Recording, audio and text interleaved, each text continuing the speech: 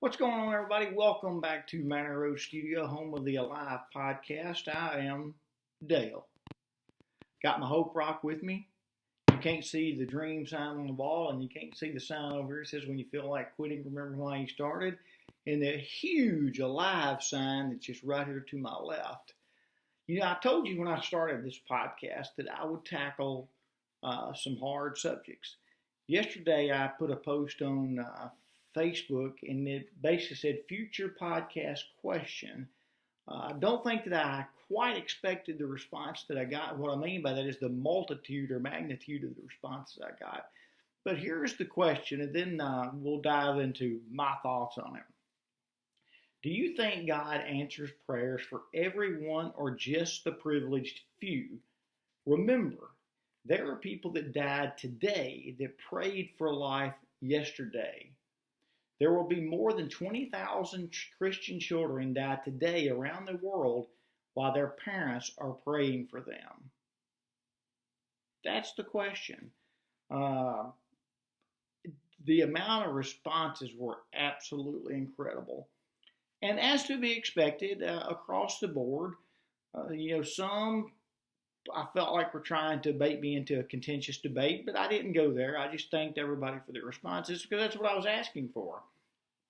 I wasn't saying that anyone is right or wrong, and I want to go ahead and preface this as we ease into, my thoughts, is that I don't ever want to say anything to anyone that puts a dark cloud on their own spirituality or faith. So if you ever feel like I do that, it's not intentional. The views that I share are exactly that. They're my views. I do realize when making a podcast like this or tackling such a subject is I do realize that on my social media platforms and on my blog, there are literally thousands of people watching and listening to what I say. And I take that certainly into consideration. By the same token, Alive, the first letter in Alive is A, and it's authenticity. So I feel the need to be highly authentic as I try to progress through my answer here. I wrote a blog really a few years back, and it was called The American Jesus. And basically the gist of the blog, and if I can find it, I'll put a link down below for you. The gist of the blog was, it seems as though us, or the privileged in America, are always praying for the grandiose things, and we're getting nicer houses, bigger homes, better jobs, swimming pools, this, that, or the other, when half the world lives in poverty or below. It's almost as though, Jesus shines this bright light on us good folks in America because we got big, beautiful churches, and we're the pretty people, and basically forgets the rest of the world. And I can't help that, that's kind of a view that I saw. And I wrote another blog also a few years back called The Country Club. And basically the gist of that was, when you get in some of these, bigger churches that have so much money, that life inside the country club for those chosen few is much different than life, as we'll say, on the other side of the tracks. And, I've seen situations, personally witnessed situations, where we claim to be very welcoming and inviting to anyone in church, but you go and you bring in the poorest of the poor that maybe even haven't had a bath or clean clothes in days, and you bring them into the church. As much as I hate to say this, most people aren't inviting them to sit beside them or sit with them or sit in the middle of their family. If they are welcomed in the door, trust me, they'll be sitting alone. I remember giving a speech one time when I was talking to a group of preachers, and they brought in a group of people from a recovery place in Memphis, Tennessee. And I was talking at one time specifically to the recovering, as I was talking also to the preachers that were there as well. And that conversation was basically this. I've been where they were sitting. I've had people hand me money, but they wouldn't hand me love. I've had people bring me food, but they wouldn't give me a hug. Those people know what it feels like to see the privileged on the inside of the country club. And believe me, as much as you don't want it to be real, it really is. And then I've worked in some atheist communities, and quite interestingly enough, I found some of the most loving, benevolent people, probably the most humanist people I've ever met in the atheist community. And I've had extensive conversations with them, and one of the things that they said is, we didn't have anything dogmatically or doctrinally to separate us from loving people. We were freely able to love. We didn't see people's sins, we saw the person. That's resonated with me for literally years. And the question back to the Facebook post about God answering prayers, that's a tough one. And naturally the indoctrinated answer is yes, no, or maybe. And that fits just about everything, doesn't it? I mean, if I were to say, hey, does this water bottle or this water in this bottle taste good? Yes. No. Maybe. To me, what that does is devalue the God that we say we worship. I mean, we're talking about God. If God wants to answer a dadgum prayer, God can answer a prayer. If God doesn't want to answer prayer, does that mean, well, he just ignores us? And, you know, you can take that how you want. And I'm not sitting here telling you that I'm not a believer. I'm a big believer. I'm a huge believer in our Creator. There's things in the Bible I don't agree with. There's things in the Bible I don't believe. I'll go ahead and say that.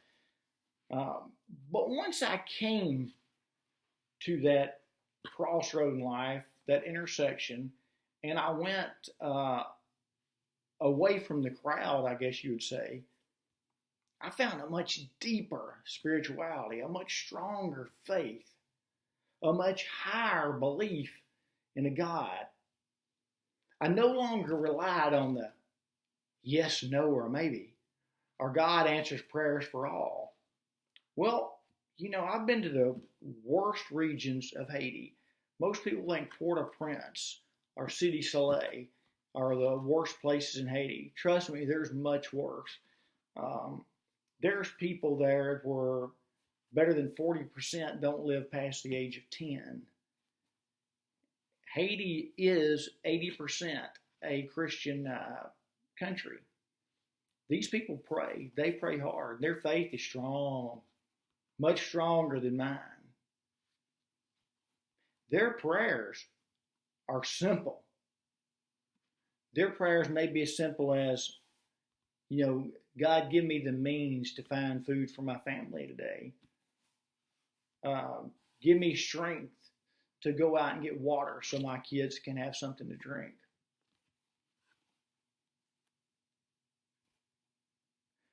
Why do we not have to pray for that in America? We have fresh running water. A lot of countries don't.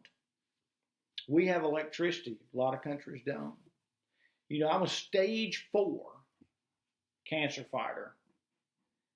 And a lot of people would go, you know, God has blessed you for as long as you've been fighting cancer. And I'm like, okay, I'll go with that. But the reason I'm here is because advancement in medical technology. First trip I ever made to Haiti, I saw a little girl die of tetanus, which is lockjaw. And I thought, wow, that disease doesn't even exist in America.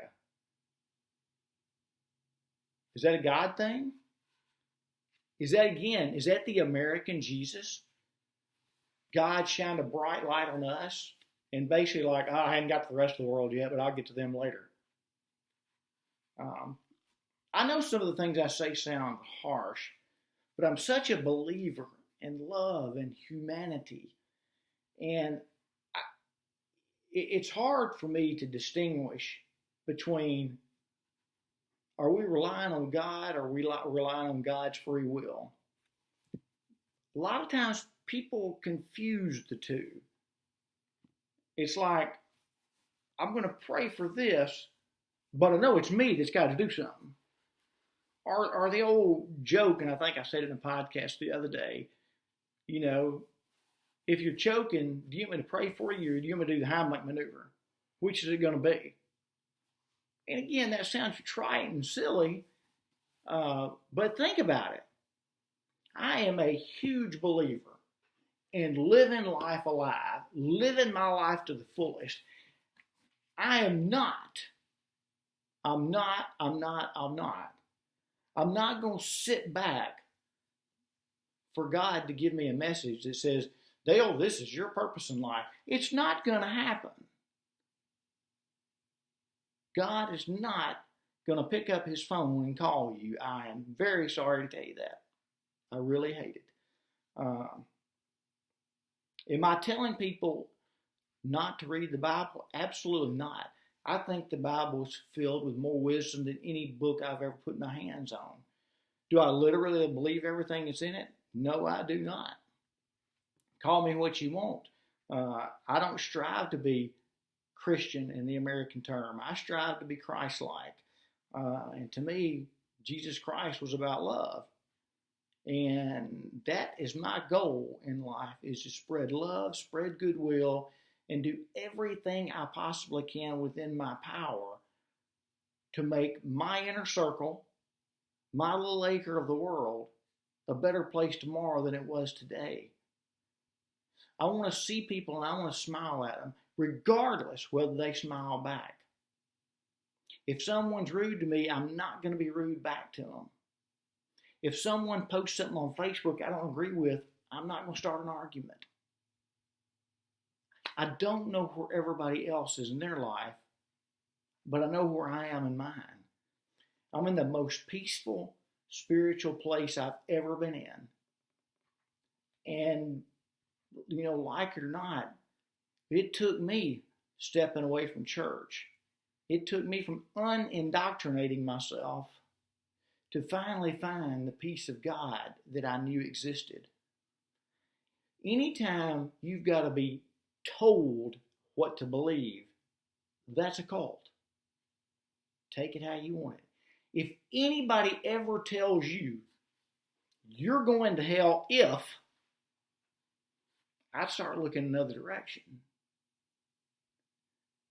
This is your life. It's your life to live. One thing I do believe is God endowed you with the seeds of greatness. He put everything in you you need to succeed and become the greatest version of yourself possible. It's time to stop blaming and start blooming. It's time to truly be a fountain and not a drain. It's time for you to live your life. You can do it. I talk about this all the time. I know sometimes people get tired of hearing me, but I have so much belief in living alive that I can't say it enough. You know, I realize with stage 4 cancer that's metastasized in multiple places in my body that I am one fever, one infection away from death. I know that. But that's not going to stop me from living my life to the fullest today. And that's what I want for you. I encourage you, you know, if church makes you feel good, by all means, go. I don't want to do nothing to pour cold water on your spirit, your faith, your belief. It's not my goal here. My goal is to let you know that there's so much more in you than you discovered. You truly are a fountain of hope. You're a beacon of light. And the only way to get it is make sure that the circle you're in is cheering for you and you're cheering for them. Hey, if you haven't subscribed to the podcast already, I really wish you would. It's somewhere down here. Hit the like button, leave me comments, and it's cool to disagree with me. I would love to hear that too. If you agree, I'd like to hear that. I just want to hear from you, period. I told you this was going to be a tough subject, but I made dadgum sure that I was going to have the courage to do what it takes to be authentic, since A is authenticity. And I feel like today I projected that. So who knows what tomorrow will bring, but for today, you get everything you can out of life. We'll talk about it again tomorrow.